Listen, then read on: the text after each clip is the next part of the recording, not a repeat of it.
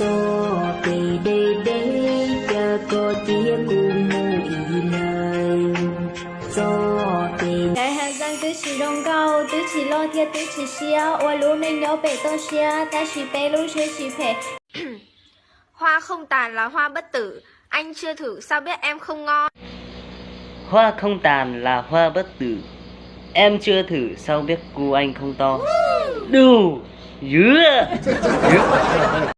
Tôi trên mạng. I don't know what you heard about me.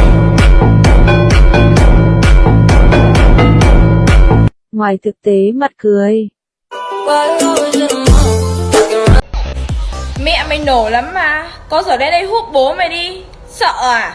Hà Nội thứ bảy phải lên đô, đi xem dân tổ phía bên hồ, người chờ hệ phóng sắm chỗ, đang đua bị chốt bê lên đô.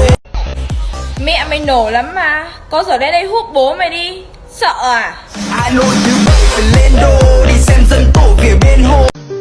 Hôm nay ta sẽ chia tay, em xin bên em lần cuối yêu anh hơn, quan tâm hơn ngày mai hai chúng ta sẽ không gặp nhau, sẽ chẳng còn là của nhau.